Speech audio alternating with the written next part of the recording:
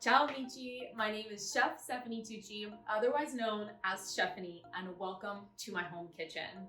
I'm the chef that you'll see either obsessed with pasta or obsessed with gelato, but I also have a background in health science. So my food philosophy, guys, is to just choose better. Choose better ingredients, care about where your food comes from, choose to eat deliciously, move your body, and just be happy. And that's my philosophy behind how I live my everyday life and also how I run my business.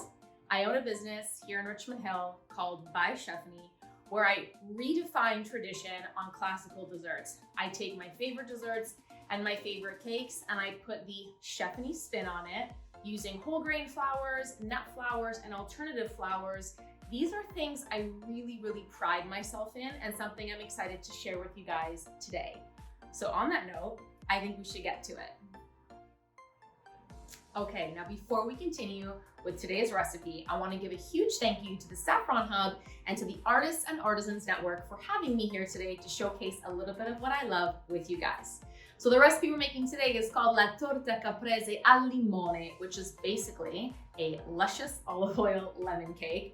Perfect for this time of year. This recipe stems from the Campania region of southern Italy, and the term caprese actually means from Capri, which is where the original version of this classic dessert stems from. The classic version is made with really rich, dense chocolate, and the version today, also from that same Campania region, is just made with white chocolate and lemon, making it a little bit more fresh, a little bit more light. Now, before we actually start whipping this up, because this is a gluten-free recipe, there are a few key ingredients I would really love to just showcase with you guys and give you a bit more information on before we get going.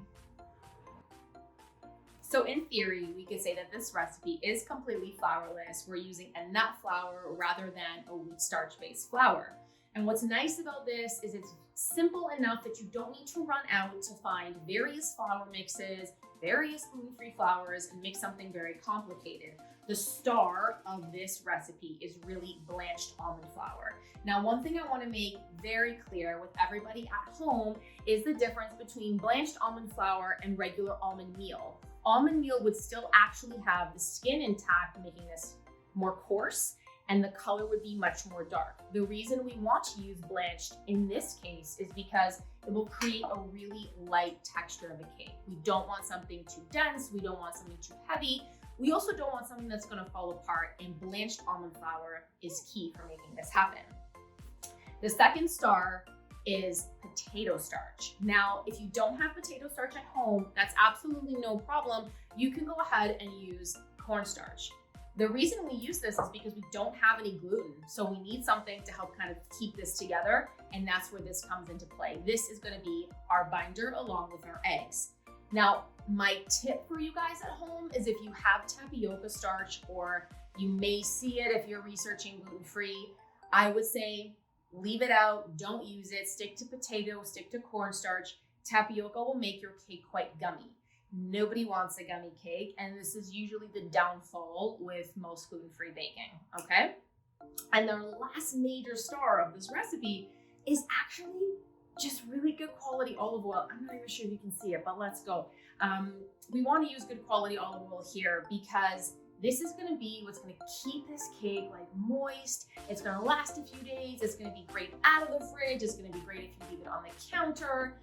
And the problem with most gluten-free recipes is after a day, they're dry. If you eat it out of the fridge, it's dry. Olive oil kind of keeps everything super moist and fluffy and just delicious. It's a very underrated ingredient in the kitchen. It goes with so many beautiful ingredients, whether it's chocolate, fresh berries, citrus, coffee, hazelnut, nuts. I mean, the list is really endless, guys. So don't be afraid to sub in olive oil for your fat when it comes to baked goods. We're not hating on butter here, but today, olive oil is the star. All right, guys, let's get to it, shall we? So first things first, we're gonna take all of our dry ingredients, we're gonna get those mixed together in the bowl first, and then we're gonna move on to the wet, okay? So you're gonna need 1 1/4 cups of that blanched almond flour that we were talking about. We have 1/4 cup of potato starch, and again, you can go ahead and use cornstarch, that's fine.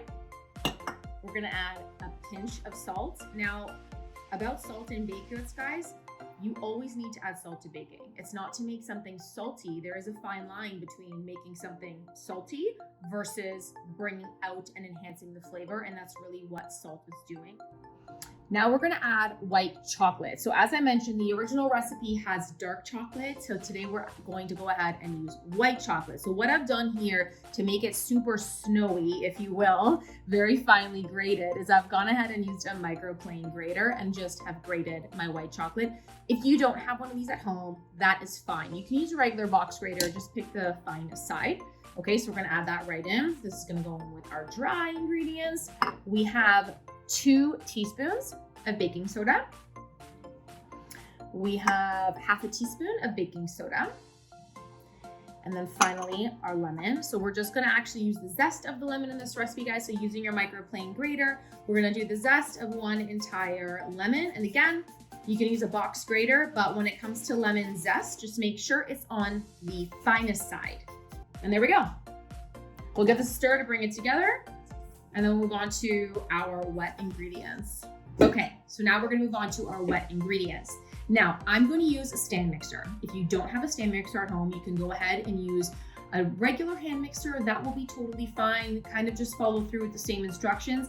And if you don't have a hand mixer, you can just use a whisk. My only suggestion would be, you're gonna have to really work your arm muscles that day because you wanna make sure that your eggs are beaten really well. Okay, so on that note, we're gonna take 5 eggs, add them to our stand mixer, and we're gonna mix that with sugar. Now we have a 1/4 cup of sugar that I'm gonna add in. The sugar I'm choosing to use today is coconut sugar. This is my personal favorite sugar of choice in all the baking that I actually do, and in my business, this will be the sugar that ends up in your desserts or in your cakes if you choose to order.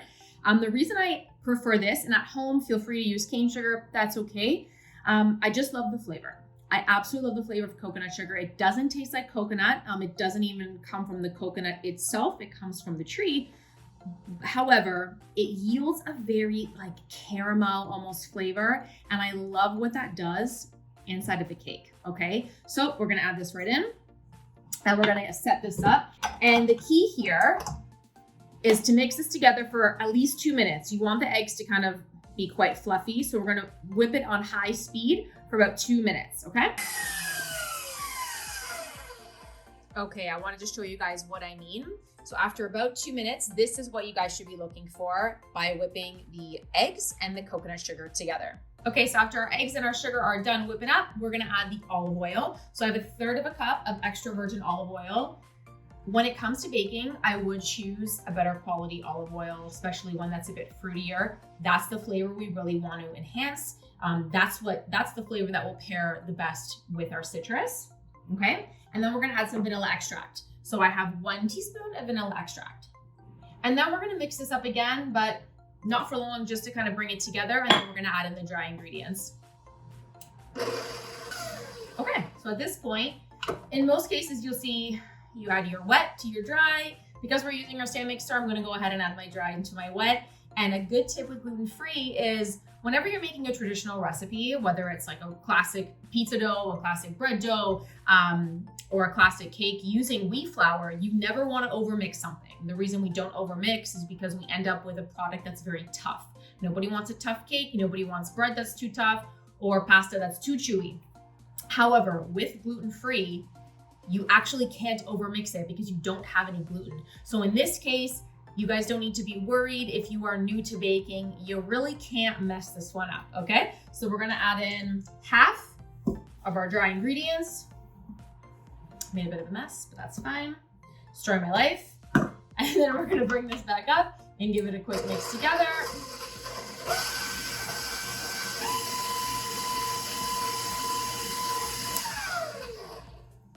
And then we're gonna add in the remaining bit. Okay, we'll get this mixed up and it's ready for our pan. Okay, now before it goes into the pan, we have one more ingredient that we're gonna fold in. You may think like, Steph, you're a bit crazy. Why are we doing this? We're gonna add icing sugar. The reason I'm adding icing sugar at this point is because icing sugar is actually gonna help yield a very light product. You can bake it as is, sure, no problem. Your cake is just gonna be a bit more dense, and that's fine if that's kind of where you want to go with this, but if you want something a bit fluffier, a bit lighter, I'm going to add in 1 cup of icing sugar. And we're going to fold that in, and our batter is complete. Now we're ready for the pan. Okay guys, so now that we have our batter prepared, I've gone ahead and greased and lined an 8-inch springform pan. If you don't have a springform pan, normal baking pan would be fine. You can even go up to a 9-inch if 8 is not something you have at home. Just please make sure you do line the inside and grease it regardless. Just makes things easy peasy when it comes out of the oven, okay? So we're gonna go ahead, pour this right in. And it's gonna bake at 350 degrees for 40 to 50 minutes. And the key here is you need to let it cool in the pan for 1 hour. I'm gonna pop this in. I'll see you guys in 1 hour. And we will slice this up. I'll show you guys how I love to serve this, and we'll get snacking. Ci vediamo a presto. See you guys soon.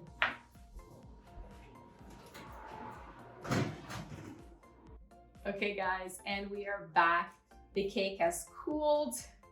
I put it on a cake stand and I've just dusted it with some icing sugar. I mean, you could essentially leave it here. This would be done. You know, you could serve it this way, leave it on your counter this way, in your fridge, whatever you choose. But I'm gonna show you guys sort of how I actually love to serve this. So a fun story, in 2019, I was in Italy.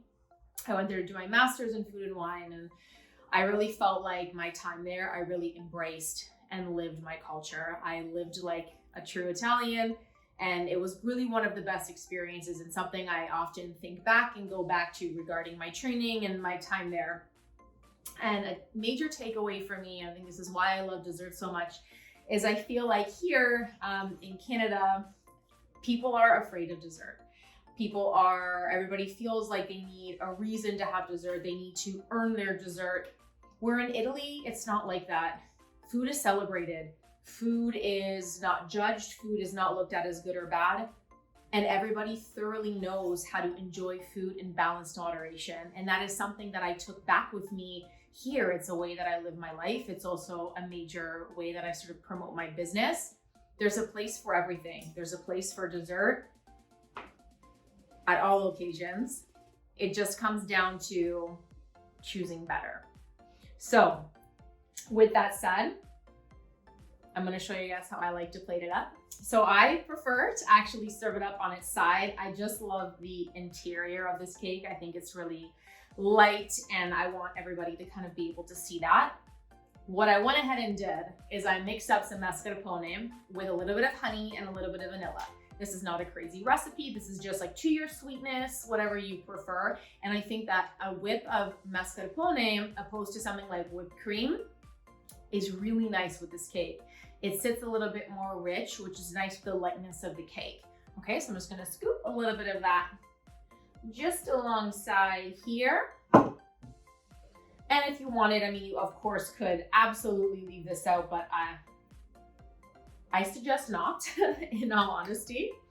I'm just gonna get this out of the way so I can show you guys. Okay, and then depending on the time of year, you can go ahead and add whatever berry you want. You can do fresh berries if that's your jam. You can go with like some fresh peaches if you would rather go that route too. I actually am going in with a little bit of sour cherry. I love sour cherries. I think that they are really nice and tart, and it just balances really well with the sweetness of the cake and the sweetness of the cream. So I'm just gonna go ahead, and all I've done here is I've cooked them down with some maple syrup, and again, a little bit of vanilla. This is also to your liking here, guys.